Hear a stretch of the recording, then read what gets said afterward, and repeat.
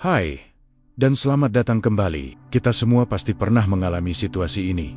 Tanggal gajian tiba, rasanya seperti pahlawan keuangan. Kita merasa seolah-olah kita siap menghadapi semua tantangan finansial yang ada. Kita pergi keluar untuk makan enak, membeli barang yang sudah lama kita incar, dan merasa semuanya akan baik-baik saja. Namun, tak sampai 2 minggu, dompet sudah kempis, pikiran mulai penuh kecemasan, dan kita kembali bertanya pada diri sendiri, kenapa gaji saya tidak pernah cukup? Kenapa bisa begitu? Kebanyakan dari kita, ketika menghadapi masalah ini, memiliki respons yang hampir sama. Kita langsung menyalahkan gaji. Kita berpikir kalau saja gaji saya 5 juta, pasti cukup. Kalau saja 10 juta, pasti aman.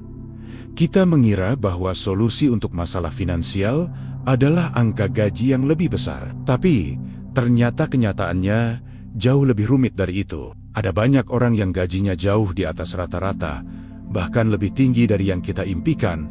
Namun setiap bulan, mereka tetap mengeluh kehabisan uang. Bahkan, ada yang terjebak dalam utang yang terus bertambah. Sebaliknya, ada orang-orang dengan gaji yang lebih pas-pasan, namun hidup mereka terasa lebih stabil, lebih terencana, dan jauh dari kata stres finansial. Apa yang membedakan mereka? Jawabannya bukan terletak pada jumlah nominal gaji mereka, tetapi pada level mindset atau pola pikir yang mereka miliki terhadap uang. Mindset itu ibarat peta hidup kita. Bayangkan, mindset adalah peta perjalanan keuangan kita. Seberapa besar pun kapal dan bahan bakar yang kita miliki, jika peta yang kita gunakan salah, kita akan tersesat. Dalam urusan uang, jika mindset kita salah, seberapa besar pun gaji kita, uang itu akan tetap habis dengan cepat. Sebaliknya, jika kita memiliki mindset yang benar, bahkan dengan gaji yang kecil sekalipun, kita bisa mengelola uang dengan bijaksana dan merasakan stabilitas finansial. Saya ingin berbagi kisah pribadi saya di awal karier. Saat itu, gaji saya sangat pas-pasan, bahkan jauh dari cukup untuk memenuhi semua kebutuhan. Pola pikir saya waktu itu adalah, gaji saya kecil, jadi wajar kalau habis. Setiap kali gajian, saya selalu mencari alasan untuk merayakan atau membeli sesuatu yang saya anggap penting. Padahal sebenarnya, itu bukan kebutuhan pokok. Saya sering berkata pada diri sendiri, sekali-sekali, nggak apa-apa kan? Tapi tahukah kamu, kata sekali-sekali itu akhirnya menjadi rutinitas setiap bulan. Alhasil, saya selalu kehabisan uang di tengah bulan. Puncaknya adalah ketika saya harus meminjam uang hanya untuk ongkos transportasi ke tempat kerja. Di titik itulah saya sadar, masalah saya bukan hanya besarnya gaji, tetapi lebih pada kesiapan mental saya untuk mengelola uang yang ada. Saya mulai mengubah cara pandang saya terhadap uang. Saya mulai melatih diri untuk menyisihkan uang segera setelah gajian masuk.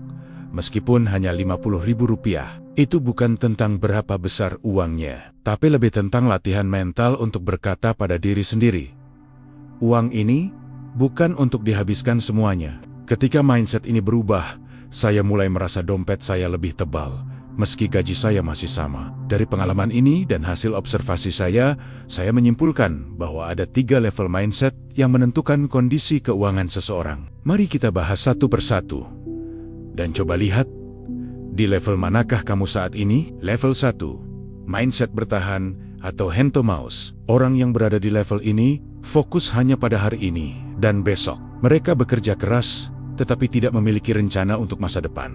Uang datang, uang pergi, semuanya untuk tagihan, belanja, dan kebutuhan harian. Tidak ada ruang untuk menabung atau berinvestasi. Mereka hidup dalam siklus gali lubang tutup lubang, di mana setiap bulan, uang siola sudah habis begitu saja. Mereka percaya bahwa satu-satunya cara untuk keluar dari masalah ini adalah dengan menunggu kenaikan gaji atau mendapatkan bonus. Tapi kenyataannya, meski gaji mereka meningkat sedikit, masalah yang sama akan terus muncul. Kecemasan finansial selalu menghantui mereka, terutama menjelang akhir bulan. Pola pikir utama mereka adalah, habiskan sekarang, pusing nanti.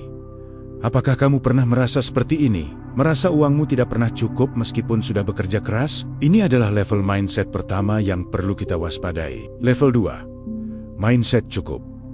Ini adalah tahap transisi yang sangat penting dalam perjalanan keuangan. Orang di level ini sudah mulai sadar bahwa uang harus dikelola dengan bijak. Mereka mulai membedakan antara kebutuhan dan keinginan. Mereka mulai mencatat pengeluaran dan menahan diri dari belanja impulsif. Mereka juga mulai menyisihkan sedikit tabungan, mungkin 5-10% dari gaji. Kehidupan finansial mereka mulai lebih stabil.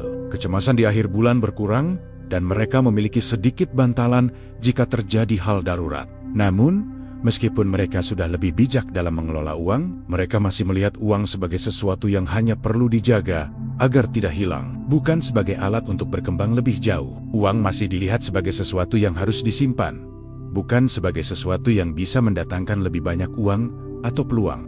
Level 3, mindset kaya. Mindset kaya bukan berarti harus menjadi miliarder. Ini tentang memberi arah yang jelas pada uang dan memanfaatkannya untuk mencapai tujuan yang lebih besar. Orang dengan mindset kaya menyisihkan uang sebelum membelanjakan. Mereka melihat uang sebagai alat, sebagai prajurit yang harus dikirim untuk mencapai tujuan yang jelas. Dana darurat, modal usaha, investasi jangka panjang, atau bahkan untuk membeli ketenangan pikiran. Mereka tidak lagi cemas dengan sisa uang di akhir bulan, karena mereka sudah mengatur masa depan mereka di awal bulan. Orang dengan mindset kaya tahu bahwa uang, sekecil apapun, harus memiliki misi. Setiap rupiah harus bekerja untuk masa depan mereka. Mari kita lihat kisah Andri.